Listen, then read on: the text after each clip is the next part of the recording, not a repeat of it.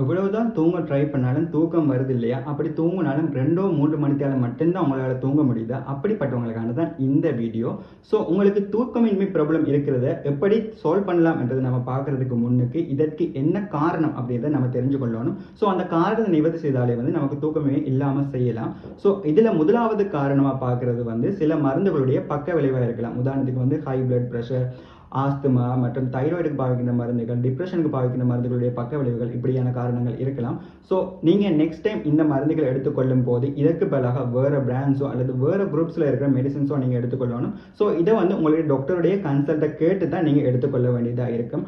அடுத்த காரணமாக வந்து ஸ்மோக்கிங். ஸோ நீங்கள் ஸ்மோக் பண்ணுறவங்களா இருந்தீங்கன்னா குறைந்தது தூங்குறதுக்கு 6 மணிக்கு முன்னர் தான் நீங்கள் ஸ்மோக் பண்ண வேண்டும். அதுக்கப்புறம் வந்து நீங்கள் ஸ்மோக் பண்ணக்கூடாது. அதாவது வந்து மாலை 4 மணிக்கு அப்புறம் வந்து நீங்கள் ஸ்மோக் பண்ணக்கூடாது. இதே தான் காஃபி அருந்துறவங்களுக்கு மாலை 4 மணிக்கு அப்புறம் வந்து நீங்கள் காஃபி அருந்தக்கூடாது.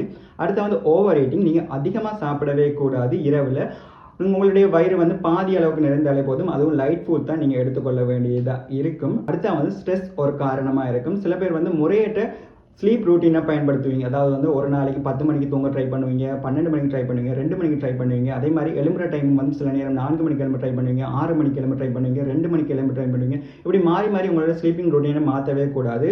10 மணிக்கு முதல் நீங்கள் தூங்க ட்ரை பண்ண வேண்டும். அதே மாதிரி எழும்புற டைம் வந்து 5 மணிக்கு பிறகு தான் நீங்கள் எழும்புறதுக்கான எல்லாமே நீங்கள் செட் பண்ண வேண்டியதாக இருக்கும். அதே மாதிரி வந்து ஃபோன் பாவனையை வந்து இரவில் முற்றாக தவிர்த்து கொள்ள வேண்டும். இரவு 9 மணிக்கு பிறகு வந்து நீங்கள் ஃபோனை பாவிக்கவே கூடாது. அதே மாதிரி உங்களுடைய பெட்ல இருந்து எவ்வளோ தூரம் உங்களை ஃபோனை தள்ளி வைக்க முடியுமோ அவ்வளோ தூரம் தள்ளி வைக்கிறது நல்லது.